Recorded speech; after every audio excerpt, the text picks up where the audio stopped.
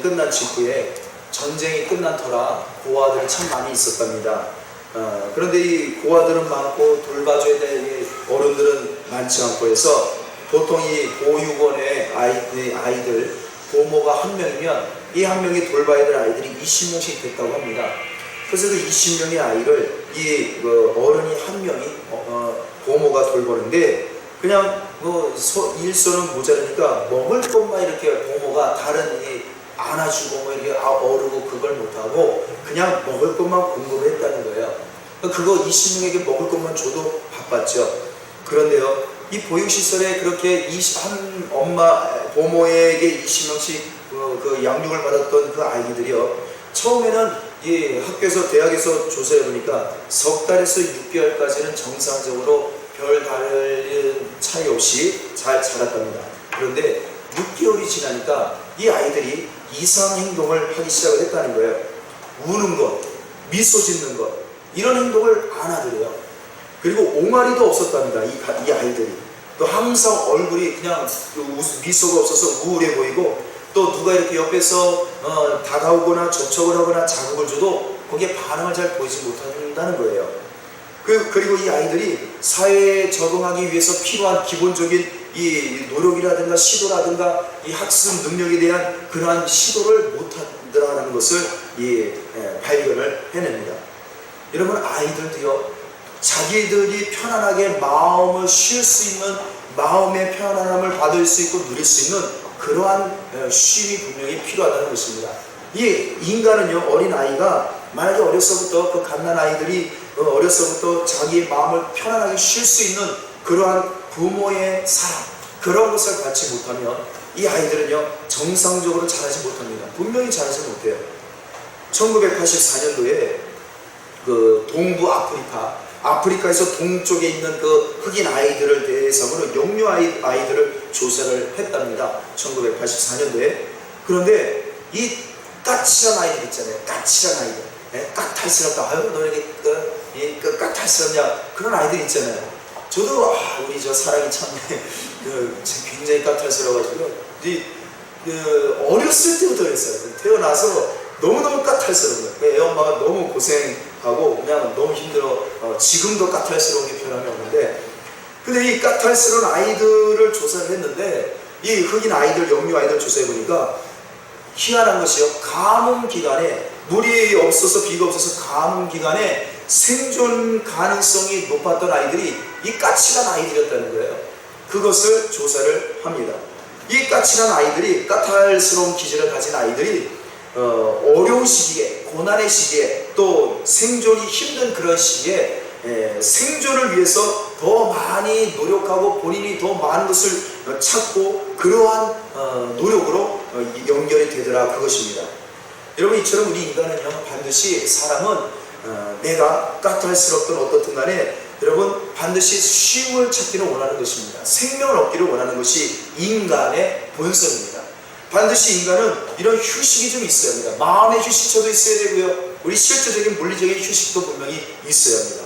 만약에 내가 마음의 쉼과 물리적인 쉼이 없으면, 그런 곳이 없으면 여러분, 사람은요, 살 수가 없습니다.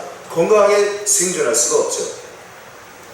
또 책을 하나 소개해 드리면요, 우리는 모두 아이였습니다 라는 한 책이 있습니다. 이 책에서요, 이러한 이야기를 합니다. 한 한국 사람이 미국에 발령을 받아서, 주재원으로 발령을 받아서 이 가족이 이민을 갔습니다. 그리고 이제 한국에서 키우던 자녀들이 이제 미국 학교에 갔는데, 어느 날 이 미국 학교에 미국인 선생님이 그 교실에 고양이를 가지고 들어온 거예요.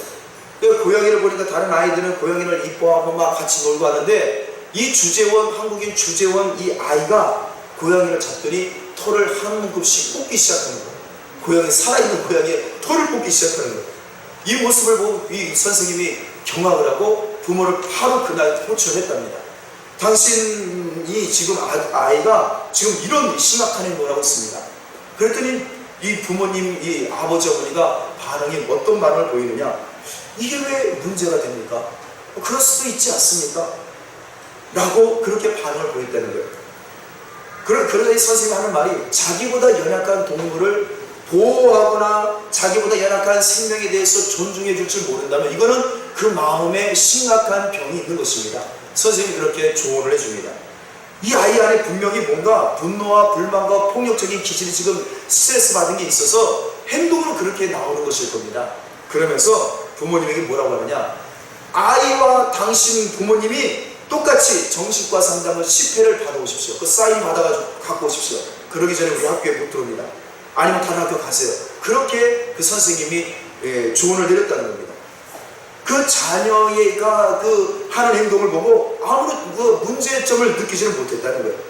그런데요, 그 아이가 자녀가 그런 행동을 하는 것은 자기보다 그 연약한 동물을 함부로 대하고 생명의 존중을 갖지 못한다는 것은 그 마음속에 분명히 뭔가 문제가 있다는 것을 이야기를 했다는 것입니다.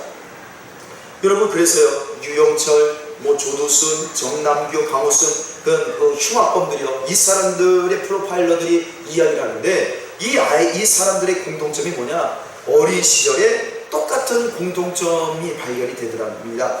어린 시절에 부모님에게 폭력을 다 받았다는 거예요. 환경이 다 불우했다는 것입니다. 부모로부터 학대를 받은 경험이 다 있다는 거예요. 정서적인 학대, 물리적 폭력의 학대.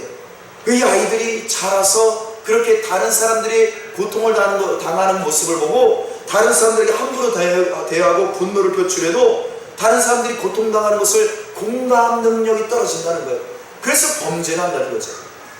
여러분, 아이들이요, 이 인간은요, 어려서부터 인간은 반드시 쉼이 있어야 합니다. 마음의 쉼이 있어야 돼요. 내 마음의 편안함이 있어야 되는 거예요. 내 육신적인 편안함, 쉼의 공간이 있어야 합니다. 그것을 제공하지 못하고 내 마음의 쉼이 없으면 그때부터 사람은요, 마음에 분노가 생기는 거예요. 폭력성이 자라기 시작합니다. 나 혼자에만 분노하고 나 혼자 폭력적이면 상관없는데 이것이 다른 사람에게, 다른 동물에게, 다른 존재에게, 대성에게 화풀이 나는 거죠. 오늘인가요? 어젠가요? 아침 뉴스에 제가 깜짝 놀랐습니다.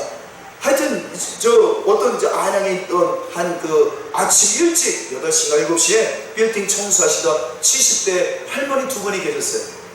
여러분, 그 아침 일찍 청소하시는 어르신들이 무슨 힘이 있으십니까? 그런데 술집에서 술 먹다가 쫓겨났다고 화가 나가지고 그 흉기를 들고 그 두 할머니를 찌른 거예요. 그래서 한 할머니는 그 자리에서 돌아가시고 한 분은 중상을 입어서 병원에 실려갑니다. 젊은 30대 자기 어머니 뻘 되시는 분한테 자기가 화가 난다고 이걸 절제를 못해서 함부로 이렇게 분노를 표출합니다. 일명 묻지마 범죄죠. 여러분, 이 묻지마 범죄가요, 우리나라에 지금 최근 근래에 10년 동안에 폭발적으로. 제가 지난 주일에도 지난 주간에 이 통계, 경찰청 통계를 하나 소개를 해드렸죠. 우리나라에 지금 이 몇 년 사이에 2015년도에 증가한 것이 무엇이냐, 살인죄와 폭력 이 사건이 굉장히 많이 증가했다고. 이제는요, 툭하면 어떻게 내가 이제는 곱게 죽을 확률이 더 줄어들었습니다. 우리 사회가 굉장히 심각한 문제예요. 여러분, 우리 사회가 왜 이렇게 되었을까? 우리 동네가 지금 그런 동네가 됐습니다. 이거 좋은 동네, 나쁜 동네 없어요. 다 그래요. 지금 어느 동네나 좋은 동네 없습니다. 다 똑같아요. 우리 사회가 지금 그런 사회입니다. 길 가다가도 그런 일을 당할 수가 있는 사회가 되어버렸습니다. 여러분, 왜 그럴까요? 어쩌면 우리 한국 사회가 과거 80년대, 70년대, 90년대 이게 성장만을 외치고 쉼이 없었잖아요. 우리 성도님들이 쉼 없이 살아오셨지 않습니까? 우리 이웃들이, 우리 한국 사회가 5천만 이웃이 정말 쉼 없이 살아왔습니다. 그나마 지금 주 5일째 돼서 조금 쉰다 해도 지금 또 다른 변수가 생겼어요. 비정규직으로 해서 아르바이트 이 직업이 너무 그거밖에는 거의 대부분이 없기 때문에 많은 사람들이 제대로 쉬지를 못합니다. 여러분, 지금 어쩌면요, 이 문제가, 이 사회적인 문제가 이게 해결이 안 되면, 쉼을 우리가 회복하지 않으면요, 이거는 다른 사람 이웃들의 문제가 아니고요, 내가 그것이 나에게로 돌아올 수도 있습니다. 쉼을 우리가 찾지 못하면, 우리 한국 사회가, 한국 교회가, 신앙의 그리스도인이 이 쉼에 대해서 우리 정말 뼈저리게 생각하지 못하면요, 이거는 우리가 정말 신앙 잘 믿고 예수 잘 믿으면 우리만 복받고 편안하고 쉼을 얻지 않느냐? 안 그래요. 그 화살이 반드시 내가 살고 있는 우리 한국 사회에서 나에게도 피해자가 될 수 있는 겁니다. 그 피해 안 받기 위해서 이걸 해결해야 되는, 쉬어야 되지 않냐? 또 그런 소극적인 것이 문제가 아니에요. 정말 우리 사회는요, 지금 이게 정말 심각한 문제입니다. 여러분, 사회가 발달할수록, 도시화가 될수록 우리가 잃고 있는 게 바로 무엇이냐? 쉼입니다. 쉼, 안식. 쉼을 잃고 있습니다. 제가 어제 전도 대상자 중에 한 사람에게 연락을 했습니다. 오랜만에 연락을 해서 잘 지내는가? 교회를 안 나오길래 내가 성역 공부를 또 퇴근하고 성역 공부 같이 한번 잠깐 해봅시다. 그 이 얘기하려고 문자를 했더니 제주도에 가 있다는 거예요. 우리 임종수 형제는 제주도에서 일을 하고 있거든요. 그 회사 일이 제주도에서 이번 주일까지 일이 있어서 야, 그 사진 한 장 보내봐라 그랬더니요, 세상에 제주도가 그렇게 아름다운지 제가 사진을 보니까 이거 완전 외국이에요. 외국. 야, 이런 제주도가 있는데 뭐하러 돈 주고 외국 갈 필요가 있을까 할 정도로 하늘과 하늘의 색깔과, 오늘 하늘이 참 맑고 아름다웠죠. 하늘의 색깔과 바다 색깔이요, 너무너무 천국을 안 가봐서 모르겠지만 하여튼 천국 같은, 달리 표현할 수 없는 너무나 아름다운 곳에서 임종수 형제가 일을 하는데 너무 부럽다고 제가 막 이야기를 하면서 우리 동행 식구들하고 다 이구동성 너무 부럽다고 이야기를 했습니다. 여러분, 그 아름다운 제주도에서 지금 쉼을 갖고 있다는 거예요. 제가 전화 연락한 전도 대상자가. 그런데 이 전도 대상자 문제가 뭐라고 하느냐? 목사님, 아쉽게도 내일 그 다음날 올라와야 합니다. 휴가가 끝입니다. 너무 아쉽습니다 라고 얘기하는 거예요. 저도 아쉬울 것 같더라고요. 이렇게 아름다운 곳에서 쉬다가 4년 동안 쉬고 이제 돌아온다니, 다시 직장과 바쁜 도시 생활을 한다니 얼마나 힘들겠습니까? 안타깝죠. 근데 그 청년이요, 그 형제가 하는 말이, 저희가 지금 이런 휴가를 2년 만에 가졌습니다 그런 거예요. 회사가 너무너무 바빠서, 자기 하는 그 업무가 너무 바빠서 이 아이와 자녀와 가정과 함께, 가족들과 함께 그 휴가를 이렇게 제주도 나와서 휴가를 가진 것이 이번이 처음이었다는 거예요. 2년 만에 가진 휴가였다는 것입니다. 여러분, 얼마나 정말 꿀맛 같은 휴식이고 또 쉼이었겠습니까? 제 말을 들으니까 너무 안타깝더라고요. 참 너무 참 그렇게 사는구나. 여러분, 우리 성도님들도 아마 그렇게 살고 계실 겁니다. 우리 성도님들 얼마나 쉼 없이, 안식 없이 살고 계십니까? 그렇지요? 왜 제가요? 지난번에 우리 교회 수련회, 전교회 수련회 가서 우리 교회에서 돈을 좀 썼지만 그래도 잘하신 거예요. 교회에서 우리 교회 재정으로 여러분들 그나마 그 1박 2일 얼마나 쉬었겠습니까? 그 짧은 시간이지만 그래도 우리 쉼을 가질 수 있고, 함께 사랑의 교제와 그 아름다운 자연 속에서, 비록 제주도 같진 않았지만 좀 색깔이 좀 누런 그 설이었지만 그래도 우리가 쉼을 가진 것에 대해서 참 잘하신 거라고 생각합니다. 그래서 제가 꿈이 있습니다. 계획을 갖고 있는데 한 3년 내에 제주도에서 한번 우리 전교회 수련 한번 했으면 하는. 그래서 제가 작년에 휴가차 제주도 갔을 때 저희 전교회 수련회 할 만한 숙소를 제가 찾아냈어요. 굉장히 저렴한 숙소를. 그래서 저희가 이제 뜻만 있으면 갈 수 있습니다. 그래서 한번 저희도 제주도에서 전교회 수련을 꼭 3년 내에 갈 계획을 갖고 있습니다. 할렐루야. 기도해 주시고, 여기에는 아주 생각하시는데 꼭 가시죠. 3년 안에 꼭 한번 제주도로 우리 전교회 수련회 비행기 배 안 탑니다. 배 타고 가면 안 되고 비행기 쫙 타고 한번 우리 전세 한번 내고, 비행기 전세 낼 수 있을까요? 되겠네요. 저희가 지금 이번 주일에요, 기쁜 소식 하나 알려드릴까요? 우리 박진희 자매 가정이 이번 주일에부터 우리 교회로 다시 출석을 한다고 이야기합니다. 박진희 자매 아시죠? 우리 신은옥 권사님이 그냥 갑자기 위기를 당하셨는데 그 모습을 보고 온 가족이 총출동이 돼가지고 신앙을 다시 회복하게 되겠다. 그러면서 박재모 형제, 또 우리 박학수 선생님, 또 온 그 두 따님들도 그냥 하나님이 살리셨다고 다 고백하면서 진희 자매님이 이번 주부터 아버님 내가 이제 교회 나오니까 내가 아버님하고 같이 어머님 모시고 오겠다고 그렇게 이야기를 하셨습니다. 160명이에요 이제. 윤영석 형제는 나가고 독일 갔고 빠지고, 또 우리 최재권 사님도 빠지셔가지고 155명인가 156명이었는데 이번 주부터 이제 4명이 딱 들어오면 160명입니다. 160명이면요 전 세계 한 대 낼 수 있어요. 그렇죠? 싸게 갈 수 있을 것 같습니다. 하여튼 조만간에 우리가 3년 내에 한 200명 채워가서 갈까요? 전교회 수련회로 비행기 한 대 전세 내서 한번 갔다 오시죠. 여러분 정말 우리는요, 우리 찬양교회 성도님들도 참 쉼이 필요하십니다. 우리의 모습이 이렇게 너무 안타까워요. 쉼이 없는, 안식이 없는. 여러분, 그런데요, 쉴 수 있는 사람이 있고요, 쉴 수 없는 사람이 있죠. 누가 쉴 수 있을까요? 누가 안식할 수 있을까요?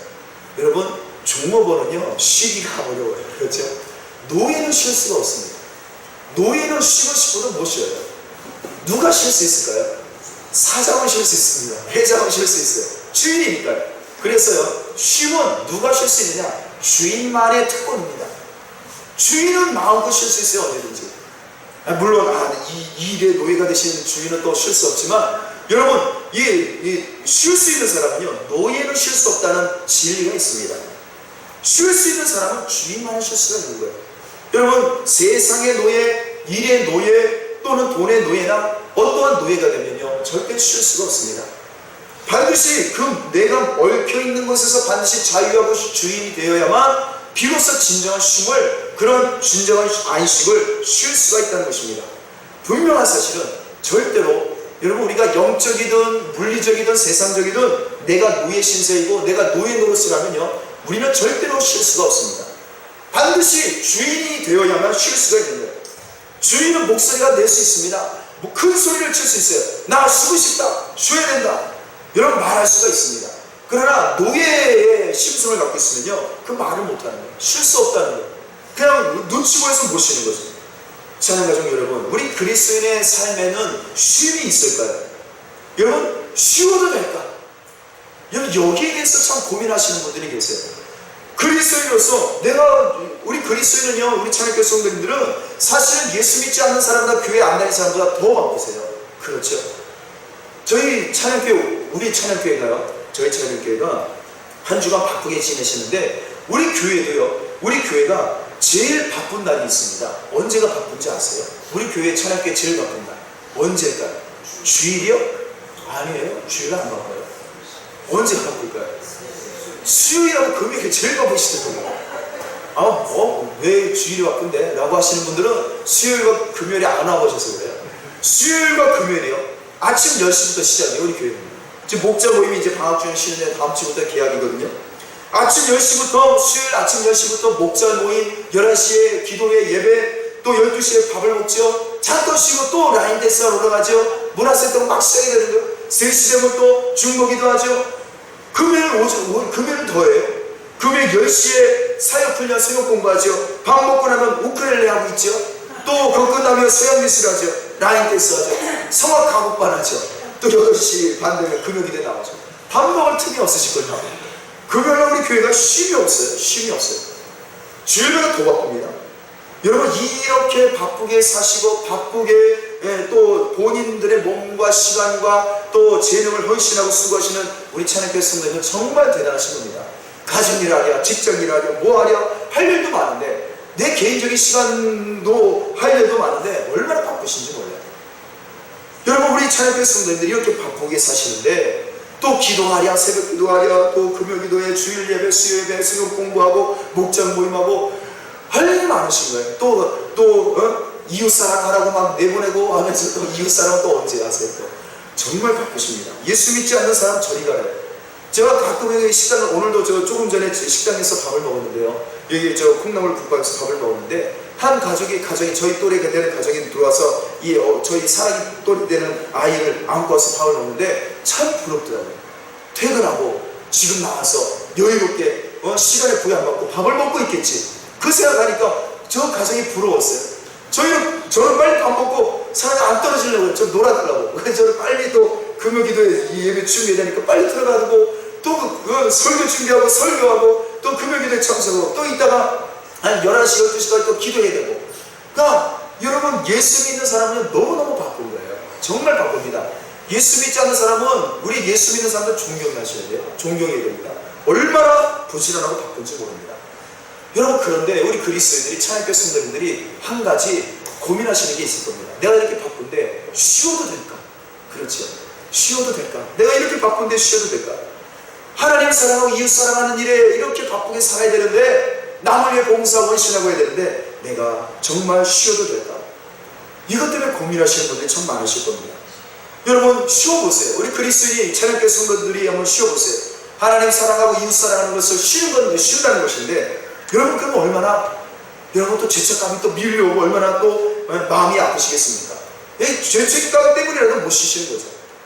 중세시대 성도들도요 굉장히 바빴습니다. 신앙생활 자체가 바빴어요. 중세시대에 그 종교개혁이 일어나기 직전에 로마 카톨릭만 존재했었죠. 기독교라 하면 로마 카톨릭 성당만 교회였죠. 그때 성도들은 어떻게 살았냐? 정말 바빴는데 정말 쉼이 없었어요. 그때 찬송가가 이런 가사가 하나 있었습니다. 한 찬송가의 가사를 그대로 읽어드리면, 금고 속에 떨어진 동전 소리가 울리자마자, 이 금고 소리라는 것은 금고라는 거, 헌금함을 얘기하는 겁니다. 헌금함 속에 떨어진 동전 소리가 울리자마자 연옥의 혼이 벌떡 일어나서 벌떡 일어난다. 이런 찬송가 가사가 있었어요. 우리가 부르는 찬송가 가사가 좀 다르죠. 이게 무슨 말이냐? 이때는요, 면죄부라는 헌금이 있었어요. 여러분, 오늘날도 헌금에 제목이 많잖아요. 뭐 감사 11조, 맥주, 주소, 뭐 신년감사, 또 무슨 감사, 감사서 건축, 선교, 얼마나 많습니까? 구제 같은 헌금, 이 내역은 무지하게 많죠, 지금도. 그때 당시에 헌금 내역 중에 하나가 면죄부 헌금이 있었어요. 면죄부 헌금을 내면, 많이 헌금을 하면 할수록 여러 개 있는 우리 조상, 지금으로 말하면 우리 최재욱 권사님을 위해서, 우리 어디 계세요? 우리 집사님께서 이 며느님 되시는 이 며느님이 가족을 위해서, 어머니를 위해서 지금 돌아가셨으나 헌금을 막 하잖아요. 그러면 이 최재욱 권사님이 조금 더 천국으로 가까이 올라간다는 거예요. 이게 그때 당시에 신앙생활이었습니다. 그러면 열심히 농사 짓고 이 돈을 벌면 어떻게 뭘 했어야 되느냐? 가족들 위해서 헌금을 면지고 헌금 봉투에다가 헌금 넣어가지고 막 집어넣는 거예요. 여러분, 그렇게 중세시대 성도들은 그런 신앙생활을 합니다. 쉴 수가 없는 거예요. 헌금을 많이 해야 천국 가잖아요. 이것이 그때 당시의 성도들의 헌금의 모습이었어요. 여러분, 그래서 산 자나 죽은 자나 살아있는 사람이나 죽은 사람을 위해서 여러분 열심히 여러 개 있는 시간을 단축해 주기 위해서 헌금, 이 면죄부 헌금을 열심히 드린 겁니다. 쉴 수가 없어요. 헌금 많이 해야 되는 거예요. 헌금 많이 하려면 돈을 많이 벌어야 돼요. 돈 많이 벌려면 뭐 쉴 수가 없는 거죠. 노동하고 또 일하고 또 일하고. 여러분, 그 돈 다 어디에다 썼나요? 그 돈이요, 독일 유럽의 그 추기경들, 그 신부 중에 최고 추기경들, 그 사람들의 이 고리대금업을 했거든요. 그때 당시에 그들의 고리대금업을 하는 데에 돈을 투자하는 거예요. 그들 추기경들의 신부들의 돈으로 고리대금업을 하는, 그 면죄부 돈으로 그런 일을 하는 것입니다. 또 로마 성 베드로 성당을 짓는데 그 면죄부 헌금을 다 쓴 거예요. 결국에는 성도들이 그때 당시에 헌금을 하면 다 어디로 갔습니까? 건축하는 데 쓴 거예요. 건축하는 데. 사람에게 쓴 것이 아닙니다. 여러분, 쉼이 없었습니다. 그때 당시에. 죄 용서받기 위해서 열심히 일하고 열심히 내가 뭔가 노력을 하는 생활. 내가 노력을 멈추는 순간, 쉬는 순간 내 죄가 그대로 남아있는 거예요. 그리고 나는 여전히 지옥으로 막 내려가는 거예요. 내 열심히 노력해요. 쉬면 안 되는 것입니다. 쉬어서는 안 되는 거예요. 내가 쉬지 않을수록, 열심히 노력할수록, 헌금을 낼수록 나는 죄 용서를 받는 거예요. 그 노력을 안 하고 내가 쉬면 내 죄가 남아있는 그러한 신앙생활. 여러분, 이것이요, 불과 500년 전의 신앙생활이었어요. 여러분, 종교개혁이 없었으면요, 우리도 마찬가지였습니다. 절대 쉬면 안 됩니다. 쉬면 죄가 남아있잖아요. 그렇게 잘못된 가르침을 로마 카톨릭이 가르쳤습니다.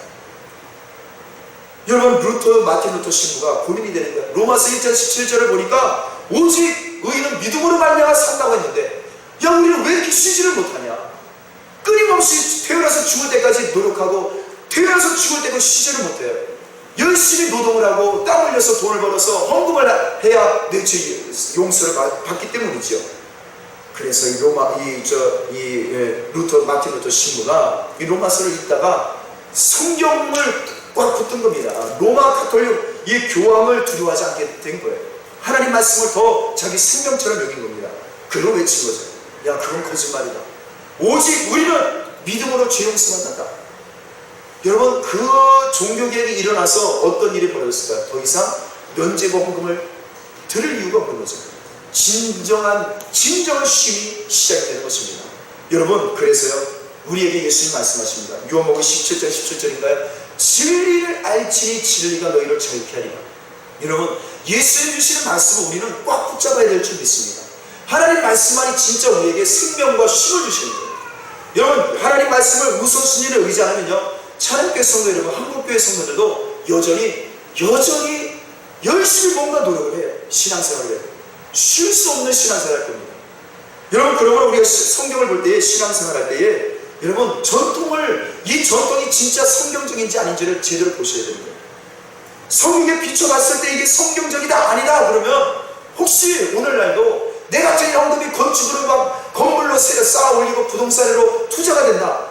여러분 그러면 그거 헌금할 필요가 없는 거예요. 이 한국교회가 쉼이 없는 이유가 바로 그겁니다. 어쩌면 500년 전랑 똑같아요. 내년 2017년이죠.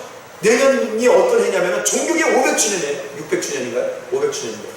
엄청난 귀중한 굉장히 중요한 연도인데 여러분 오늘도 어쩌면 우리는 하나님 말씀으로 바르게 깨닫지 못해서 노예 노릇을 하느라 노예 같은 신앙생활 하느라 여러분 우리 쉼없는 신앙생활을 할 수도 있을 수 있습니다. 한국교회뿐만 아니라 우리 찬양교회 성도님들도요 자꾸 이걸 깨뜨려야 됩니다. 내가 진짜 노예 신앙생활하고 있는 것은 아닌가. 진짜 참 자유의 예수 그리스도의 말씀 위에서 진짜 쉼을 갖고 있는 주인 노릇을 하는 신앙생활하고 있는가. 여러분 그래서 여러분 그리스도인은요 그 비결이 있습니다. 우리는 주인이면서 노예인 거예요. 주인이면서 노예예요. 사도 바울은 그래서 고린도전서 9장 19절에 이렇게 말합니다. 내가 모든 사람에게서 자유로우나 스스로 모든 사람에게 종이 된 것은 더 많은 사람을 얻고자 하리라. 사도 바울은요 분명히 주인이었습니다. 모든 율법과 싸워서 이겼어요. 율법 절대 지키는 거 버려라. 그거 다 완성됐다. 이웃사랑이 율법의 완성이다. 그리스도의 법은 이웃사랑에서 완성이 된다.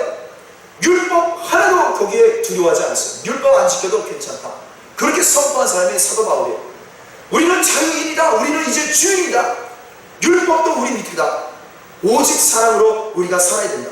그러면서 뭐라고 그러냐. 그러나 우리가 주인이어서 언제든지 쉴 수 있으나 쉼을 언제든지 마음대로 쉴 수 있으나 그러나 다른 사람들을 살리기 위해서 우리는 다른 사람의 스스로 노예가 되어야 한다라고 고백하는 것입니다.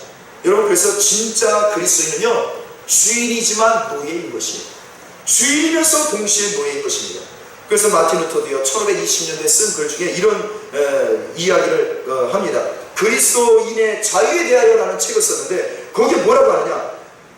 성도는 온 우주 만물을 지배하는 완전한 자유인이다. 완전한 주인이다. 누구의 지배도 받지 않는다. 여러분 그래서 그리스도인은 마음껏 쉬어도 되는 거예요. 안식일이나 어떠한 율법이나 어떠한 것에 지배받거나 누구의 지시를 받고 쉬거나 일하거나 그럴 필요가 없어요. 마음껏 쉬고 싶은데 쉬셔야 되는 거예요. 이게 그리스도인의 진짜 진정한 자유인이에요. 내가 세상의 권세를 하나님 자녀의 권세를 받았다는 것은 내가 피곤하고 지치고 내가 열악할 때에 쉼이 필요할 때 여러분 누구의 간섭이나 누구의 지시를 받지 않냐고 영향받지 않고 마음대로 쉴 수 있는 자유하고 안식을 할 수 있는 권리가 있는 거예요. 그 권세가 있어요. 그러나 동시에 루터는 뭐라고 얘기하느냐. 그리스도인은 삼다 만상에 대하여 완전한 책임을 지는 노예이다 라고 이야기를 합니다. 모든 것에 지배를 받아야 한다. 여러분 우리가 주인이어서 마음껏 쉴 수 있지만 그러나 쉬지 못하는 이유가 있어요. 쉬지 않아야 할 시간이 있습니다. 왜냐? 세상에 대한 책임이 있기 때문에 그래요. 혹시 이웃을 사랑하고 누군가가 생명을 얻을 수만 있다면 내가 쉴 수 있지만 다른 사람이 생명을 얻을 수 있는 그러한 일이 있다면 내가 스스로 그 쉼도 포기를 할 수 있다는 것입니다. 그리고 그 사람을 살리기 위해 세상의 노예가 되는 그러한 선택을 스스로 할 수 있다는 것입니다. 그래서 그리스도인은요 주인이면서 노예, 쉴 수 있는 권한도 있고 쉴 권한을 스스로 포기할 수 있는 선택하는 능력도 나에게 있는 것입니다. 여러분 하나님은요 이렇게 우리에게 무엇을 주셨느냐. 하나님은 우리에게 쉼을 주셨습니다. 예수님은 우리에게 무엇을 주시기를 원하시는가. 요한복음 10장 10절 말씀대로 생명을 주시되 더 넘치도록 생명을 주기려 함이라라고 약속을 주십니다. 예수님은 왜 우리의 목자라고 요한복음 10장 12절에 약속하고 계실까요? 나는 선한 목자란 양들을 위하여 목숨을 버리거든요. 여러분 성령 하나님은 오늘 지금 내 안에서 무엇을 하고 계실까요? 성령 하나님은 오늘도 우리에게 쉼을 주시는 줄 믿습니다. 성령 하나님 오늘도 우리에게 쉼을 주시는 줄. 우리에게 무슨 말씀을 주고 계실까요? 자꾸 쉬어라 쉬어라고 말씀하고 계십니다. 안식을 누려라 라고 말씀하고 계십니다. 여러분 하나님은요 이처럼 우리에게 쉼을 주십니다. 우리에게 안식을 주시는 거예요. 휴식을 주십니다. 하나님이요 세상을 왜 창조하셨을까요? 세상을 우리에게 왜 인간에게 세상을 주셨을까요? 창세기 1장 22절에 보면 하나님이 사람들에게 복을 주시며 이르시되 생육하고 번성하여 여러 바닷물에 충만하라 새들도 땅에 번성하라 하시니라 말씀하십니다. 하나님이 우리에게 창조하시고 세상을 주신 것은 복을 주시기 위함입니다. 생명을 주시고 쉼을 주시고 안식을 주기 위함이신 거예요. 그리고 이 세상을 주인 노릇하며 세상을 다스리고 책임지라고 우리에게 이 세상을 창조하시고 우리에게 주신 것입니다. 그리고 하나님께서요 세상을 만물을 만드시면서 뭐라고 하십니까? 창세기 2장 1절에 보니 천지와 만물이 다 완성되니라. 하나님이 그가 하시던 일을 일곱째 날에 마치시니 그가 하시던 모든 일을 그치고 일곱째 날에 쉬셨더라. 하나님이 일곱째 날을 복되게 하사 거룩하게 하셨으니 이는 하나님이 그 창조하시며 만드시던 모든 일을 마치시고 그날에 쉼을 가지셨습니다 하고 말씀하십니다. 여러분, 하나님께서도요 열심히 세상 만물을 만드시고 저희들을 만드시는 일을 하셨지만 반드시 무엇을 가지셨습니까? 쉼을 가지셨습니다. 휴식을 가지셨습니다. 하나님께서 오로지 만물을 창조하시고 생명 주시는 일을 하셨다가 그걸 중진하셨다는 거예요. 하나님이 생명 주시는 일을 중진해 보세요. 난리 나지 않겠습니까? 그런데 하나님 그 일을 중지하셨어요. 아무것도 안 하시고 중지하십니다. 일곱째 날에 살든지 죽든지 그냥 내버려 두셨다는 거예요. 모든 만물을 그냥 내버려 두셨다는 거예요. 방치하셨다는 거죠. 그리고 하나님은 아무것도 안 하시고 쉬십니다. 여러분, 하나님도요 세상을 만드시고 생명 주는 일을 하루도 안 하시면 여러분 우리는 죽습니다. 우리는 죽어요. 우리에게 일용할 양식을 안 주시고 우리는 죽습니다. 그런데 하나님은 쉬십니다. 일곱째 되는 날에. 여러분, 하나님도 이와 같이 그 중요한 일을 하시는 하나님도 생명 주시는 하나님도 일곱째 되는 날은 아무것도 안 하시고 쉬십니다. 그 날을 쉬는 날로 정하십니다. 그리고 그 날을 지키는 자에게 복을 주시고 거룩하게 만드시는 일들을 또한 더불어 하시는 것입니다. 여러분, 그래서 이 안식일은요 너무너무 중요한 것입니다. 우리가 열심히 이 6일 동안 일하지만 7일째 되는 날은 반드시 쉬라고 명령하고 계시죠. 그것이 십계명의 말씀이죠. 출애굽기 20장의 10절에 일곱째 날은 내 하나님의 여호와의 안식일이다. 아들이나 딸이나 남종이나 여종이나 가축이나 짐승도 일을 시키지 마라. 문 안에 있는 여행객도 아무 일도 하지 마라. 엿새 동안에 하나님이 하늘과 땅과 바다와 그 가운데 있는 모든 것을 만들고 일곱째 날에 쉬었으므로 나 여호와가 안식일을 복되게 하는 날이다. 그 날을 거룩하게 하는 날이다. 그러므로 하나님의 명령대로 여러분 열심히 일을 하다가 여러분 쉼을 가져보세요. 하나님이 어떻게 하십니까? 반드시 복을 주신다는 겁니다. 반드시 하나님의 거룩을 주신다는 겁니다. 깨끗하게 하신다는 겁니다. 이것은 하나님의 약속입니다. 여러분, 우리는요 쉬는 것에 대하여 여러분 우리는 뭔가 죄책감을 갖거나 또는 쉬는 것에 대하여 내가 다른 사람에게 늦춰질까봐 내가 손해볼까봐 여러분 우리는 잘 쉬지를 못합니다. 욕심 때문에 못 쉬어요. 욕심 때문에 내가 남들보다 뒤처질까봐 남들보다 적게 가질까봐 망할까봐 죽을까봐 못 쉬지요. 그런데 하나님 약속은 그것이 아니에요. 아무리 내가 죽을 것 같지만 쉬라는 겁니다. 아무리 내가 망할 것 같지만 당장 오늘날 내일 주일날 먹을 것이 없어서 굶는다 할지라도 쉬라는 것입니다. 그러면 하나님이 복을 주시고 하나님이 책임져 주시겠다고 분명히 약속하시는 겁니다. 여러분, 그러므로 그리스도인은요 반드시 하나님의 약속에 따라서 명령에 따라서 쉼을 필수로 가져야 합니다. 반드시 휴식을 가져야 합니다. 반드시 쉬셔야 합니다. 이것은 하나님께서 우리에게 주신 생명의 약속입니다. 이 쉼을 가지면 하나님이 우리를 살리십니다. 그러나 내가 쉬지 않고 계속 일을 하면 어떻게 될까요? 번성하고 잘되고 돈 많이 벌 것 같죠? 절대 그렇지 않습니다. 일찍 죽습니다. 일찍 죽어요. 일찍 떠납니다. 망합니다. 그래서 출애굽기 31장 14절에 너희는 안식일을 지킬지니 이는 너희에게 거룩한 날이라. 그 날을 더럽게 하는 자는 모두 죽일지며 그 날에 일하는 자는 모두 그 백성 중에서 그 생명이 끊어지리라. 쉼을 갖지 않으면 하나님이 그 생명을 끊으신다는 거예요. 여러분, 이 말은요 그러니까 이제 월요일부터 토요일까지 6일 열심히 일하고 7일째 되는 날 아무것도 하지 말자. 여러분, 그렇게 문자적으로 말씀하시는 게 아니에요. 그걸 말하는 거예요. 쉼을 가지라는 거예요. 열심히 일할 때는 일하고 내가 몸에 조금 증상이 있고 과부하가 걸리고 내가 지금 짜증이 나고 분노가 생기고 내 마음에 감사가 안 느껴진다. 그럼 그때는 다 내려놓고 쉬라는 겁니다. 날짜 계산해서 니도 주일이니까 쉬고 월요일이니까 일하고 그러지 말라는 그거 그렇게 하면 율법주의예요. 그건 율법주의입니다. 여러분 하나님은 우리에게 성령님은요 우리에게 자꾸 쉬라고 명령하세요. 오늘 읽으신 본문에도 보세요. 성령이 우리에게 말하시기를 이제 너희는 자고 쉬라. 여러분 하나님은요 우리에게 너희는 이제 쉬어라. 좀 잠 좀 자라. 여러분 이것이 성령께서 우리에게 하시는 말씀입니다. 근데 우리는 이걸 왜곡을 하고 잘못 생각해서 기도하는 것 이거 죽을 때까지 물론 해야 됩니다. 그러나 기도도요 사랑의 실천도요 여러분 우리가 열심히 생명을 걸고 기도할 때는 기도하셔야 돼요. 오늘 금요 기도회 때요 또 저 찬양할 때는 대충 하시면 안 됩니다. 찬양할 때는 그냥 목숨을 거셔야 돼요. 그거 정말 이게 진리입니다. 여러분 하나님을 사랑할 때는 전심을 하셔야 됩니다.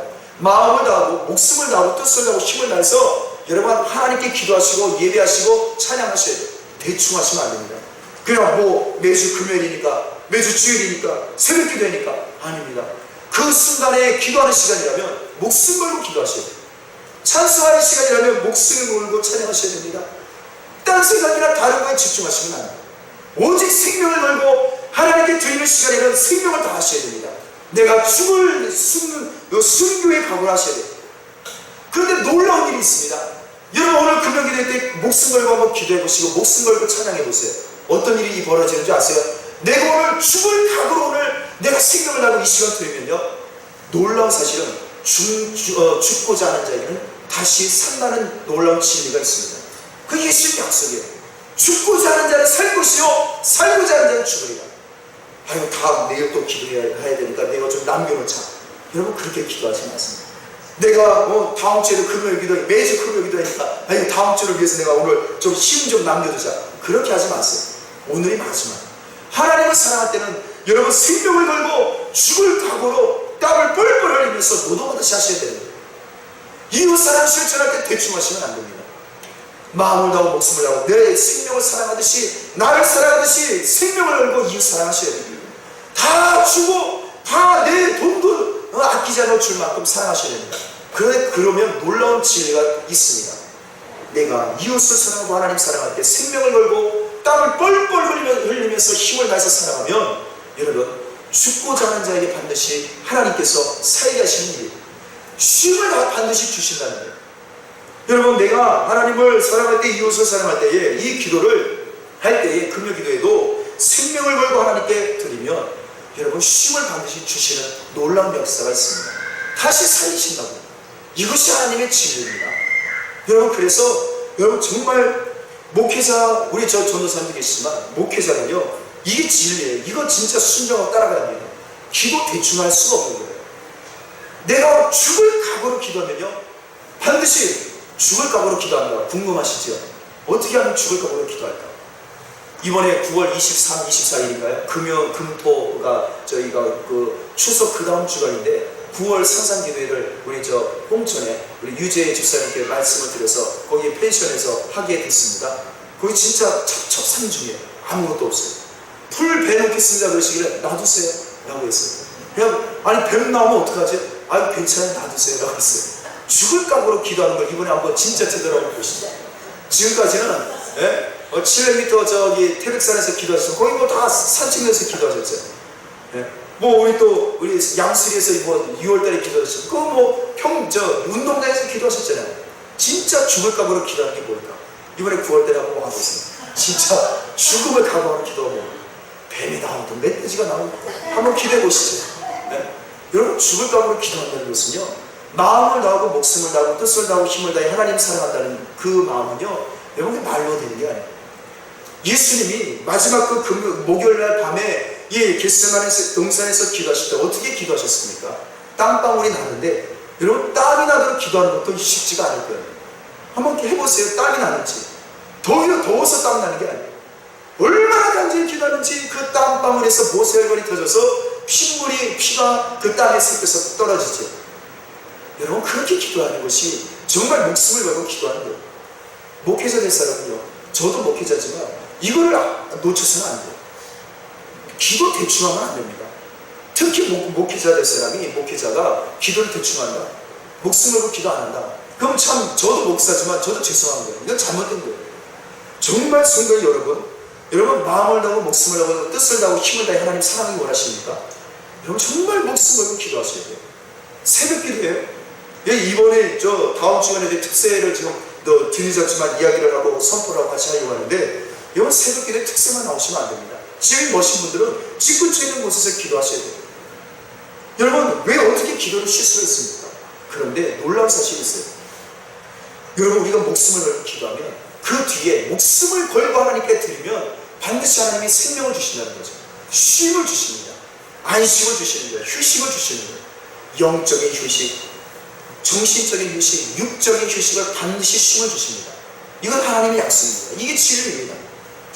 여러분 그러면 우리는 하나님 앞에, 여러분 하나님께서 우리에게 주시고자 하는 것은 쉼이에요. 휴식이에요. 그냥 만사 아무것도 안 하고 쉬고 평생 천국 가는 데까지 쉬냐, 그걸 얘기하는 거야. 우리 최재욱 권사님 보세요. 이번에 우리 중간 계단에다가 우리 성경 통독 기념패 옆에다 나란히 최재욱 권사님에 대한 이야기를 기념패로 똑같이 이렇게 새겨서 붙여놓을 겁니다. 여러분 최재욱 권사님의 삶을 보십시오. 여러분 얼마나 놀라운 삶인지 몰라요. 공주지원 침례교회는 44년을 출석하셨습니다. 찬양교회는 25년을 출석하셨어요. 쓰러져서 교회를 못 나올 때까지 석 달 전까지, 천국 가기 석 달 전까지 찬양교회를 왕복 5시간을 버스를 타고 기차를 타고 전철을 타고 걸어오시지 않았습니까? 여러분 그의 삶에 쉼이 있었습니까? 쉼이 없었죠. 우리가 볼 때 너무너무 노년에 이르기까지 걷지 못할 때까지 쉼이 없었습니다. 그럼 누가 보면 참 어떻게 저렇게 사셨을까? 쉼 없이 고생 많이 하셨겠다 라고 할 수 있겠죠. 그런 놀라운 사실은 여러분 그 모든 인생 끝난 다음에 무엇이 찾아오셨을까요? 최재욱 권사님에게 오늘 성경 말씀대로, 성령께서 예수님이 말씀하신 대로 오라 이제 자라 그리고 쉬어라. 여러분 하나님은 반드시 우리에게, 여러분 이 땅에서도 마찬가지고 영원한 하나님이 우리에게 약속하신 것은 무엇이냐? 영원한 쉼입니다. 휴식, 안식. 여러분 우리가 살아있을 때에 여러분 지금도 하나님께 생명을 다하고 힘을 다하고 목숨을 다하여 하나님께 나의 시간과 나의 생명과 나의 마음과 나의 힘과 모든 것을 하나님 앞에 드리고 사랑하고 이웃을 사랑하면 여러분 쉼이 없을 것 같죠? 반드시 쉼이 있습니다. 세상이 줄 수 없는 너무나 놀라운 평안과 쉼을 우리 예수님은, 하나님은 우리에게 반드시 지금 이 땅에서도 100배나 주실 뿐만 아니라 내세에서도 영원토록 주시는 것입니다. 이것이 하나님의 약속입니다. 그러므로 이 영원한 쉼 누가 주시느냐? 어린 양 예수 그리스도를 따라가는 자들에게 주시는 것입니다. 읽지 않았지만 오늘 본문의 요한계시록 14장 1절에 보면 사도 요한의 눈에 환상이 보입니다. 시온산 예루살렘 성전이 있는 그 산 꼭대기에 어린 양이 예수님이 서 계세요. 그리고 혼자 서 계신 것이 아니라 온 전 세계에서 셀 수 없이 많은 사람들, 14만 4천 명, 셀 수 없이 많은 영혼들, 예수 그리스도 그 이마에 예수의 피를 쓴, 예수의 이름을 쓴 그 이마에 예수의 이름이 적혀있는 사람들, 그 셀 수 없이 많은 14만 4천 명이 어린 양과 함께 서 있습니다. 그리고 하늘에서 소리가 납니다. 무슨 소리가 나느냐? 14장 4절에 보니까 이 사람들은 누구냐? 가늠케 하는, 또 마귀가 우상 숭배케 하는 그 여자와 악한 자와 더불어 더럽히지 아니하고 순결한 자요, 어린 양이 어디로 가든지 따라가는 자며 사랑 가운데서 몸값을 지불 받은 사람인데 이들은 처음 익은 열매로 하나님과 어린 양에게 속한 자들이다. 그 입에 거짓말이 없고 흠이 없는 자들이다. 예수 그리스도가 어디로 가든지 따라가는 자야. 예수님 어디든지 예수님만 따라가는 자야. 여러분 이러한 사람들이 예수님으로부터 쉼을 얻는 줄 믿습니다. 여러분 예수님 따라가는 거 어려워요. 쉬지 못합니다. 안식이 없습니다. 피곤합니다. 지칩니다. 그런데 여러분 우리는요 예수님만 따라가야 됩니다. 그분만이 영원한 쉼을 주실 수가 있습니다. 그런데 여러분 666이라는 짐승의 숫자를 가진 그 네로 황제라는 그 이름을 가진 네로 황제 예수 믿는 사람을 핍박하는 그 왕을 무서워하고 그 황제들을 두려워해서 그들을 쫓아가는, 예수님을 쫓아가는 자들은 어떻게 되느냐? 쉴 것 같은데 먹을 것도 주고 돈도 벌 수 있고 얼마든지 자기 세상에서 마음껏 자기 하고 싶은 대로 살 수 있을 줄 알았는데 놀라운 사실이 있습니다. 요한계시록 14장 11절에 뭐라고 하느냐? 그들은 하나님의 진노의 포도주를 마실 것이다. 하나님의 진노를 마시게 된다는 거예요. 짐승을 쫓아가는 자들은 그렇게 된다는 겁니다. 그들은 고난의 연기가 영원 세세토록 올라가리라. 짐승과 그의 우상에게 경배하고 그 짐승의 이름표를 받는 자는 누구든지 밤과 낮으로 쉼을 얻지 못하리라. 영원토록 쉬지 못한다는 거예요.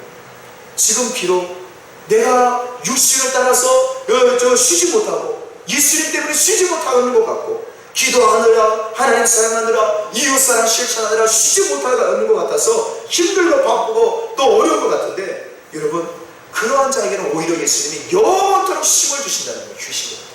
반대로 세상에서 예수님을 따라가는 것이 그 힘들고 지친다고 세상을 따라가고 짐승을 따라가고 예수님을 안 따라가는 자들은 쉬는 줄 알았더니 하나님이 그들에게는 영원한 진노를 주셔서 밤낮으로 쉬지를 못한대요. 영원토록. 여러분, 이것이 하나님의 약속인 것입니다. 그러므로 성도들의 오래 참음이 여기 있다니 그들은 하나님의 계명과 예수에 대한 믿음을 지키는 자들이다. 예수님을 따르고 예수님 말씀을 붙잡고 가는 자들은 여러분 쉼을 반드시 얻는 줄 믿습니다. 오늘 그래서 본문의 13절에 말합니다. 하늘에서 음성이 들립니다. 성령이 말씀하시되 그러하다. 이제 믿음을 지킨 자들이 수고가 그치고 쉴 것이다. 왜냐하면 그들의 행한 일이 따르기 때문이다. 여러분, 살아있을 때 우리가 날마다 하나님 사랑 이웃사랑에 행동을 하면 여러분 반드시 그 수고가 끝나고 쉴 날이 온다는 것입니다. 우리의 삶 가운데 반드시 쉼이 있다는 것입니다. 여러분, 이것은 하나님께서 우리에게 주시는 약속인 것입니다. 그래서 천사들을 보내서 예수님에 대한 믿음을 붙들고 예수님을 졸졸졸졸 힘들지만 따라갔던 사람들은 천사들이 와서 다 주스에서 올라갑니다. 그러나 예수님을 따르지 않고 예수님 따르는 것이 힘들다고 쉼이 없다고 불평불만하고 투정했던 사람들은 천사들이 나와서 포도를 다 포도나무에서 따가지고 이 큰 포도주 틀에 밟아 넣어서 핏물이 그냥 줄줄 나오듯이 하나님이 짓밟으신다고 오늘 본문에 말씀하고 계시는 겁니다. 찬양가족 여러분, 성령 하나님은요 우리에게 날마다 말씀하고 계세요. 요한계시록 22장 17절에도 성령과 신부이신 예수가 말씀하시기를 오라 하시는 거다. 듣는 자도 올 것이요 목마른 자도 올 것이요 원하는 자는 값없이 생명수를 받으라. 찬양가족 여러분, 성령 하나님은 예수님은 우리에게 계속 말씀하세요. 나에게 오라. 나에게 오라. 너희들을 쉬게 하리라. 그 목마름을 내가 그 갈증을 시원하게 하리라. 원하는 자에게 돈 없이 대가 없이 공짜로 너희 노력 하나도 할 것 없이 그냥 생명수를 내가 줄 것이다. 할렐루야. 이것이 예수님의 약속이요 성령의 음성인 줄 믿습니다. 찬양가족 여러분, 성령 하나님 오늘도 우리에게 말씀하십니다. 그냥 와라. 그냥 따라와라. 예수님만 따라오라는 거예요. 예수님만 의지하고 오라는 것입니다. 예수님 약속만 붙잡고 오라는 것입니다. 믿음으로만 오라는 것입니다. 아무런 내가 노력할 게 없다는 것입니다. 주님만 의지하고 주님의 약속만 믿고 주님의 약속을 의지해서 기도하며 예수님의 약속대로 다 우리에게 허락해 주실 것입니다. 예수님의 약속대로 내 이름으로 무엇을 구하라 그리하면 이루리라 약속하십니다. 여러분, 우리는 주의 이름을 의지하여 이 밤에도 기도할 것입니다. 이 시간 함께 기도하실 때 주님 우리에게 쉼을 주옵소서. 또 우리가 쉼을 얻기 위하여 또한 열심으로 내게 주어진 이 주인이지만, 내가 세상의 주인이지만 왕이지만 내가 열심으로 우리 하나님을 사랑하고 이웃 사랑을 위해서 또한 내가 섬기고 수고하는 일을 잘 감당할 수 있도록 목숨 걸고 하나님 사랑하고 목숨 걸고 힘을 다해서 이웃 사랑할 수 있는 힘을 주옵소서. 그리고 반드시 죽고자 하는 자에게 주시는 그 쉼과 생명을 저희들에게 쉼을 주옵소서. 우리 찬양교회 성도들이 156명의 성도들이 그와 같은 삶을 살게 달라고 우리 찬양교회 성도들을 위해서 또 이 믿음을 달라고 성령께서 주시는 그 쉼을 날마다 우리에게 주시고 또 열심으로 또한 우리의 수고를 아끼지 아니하는 성도들이 되게 달라고 우리 주여 세 번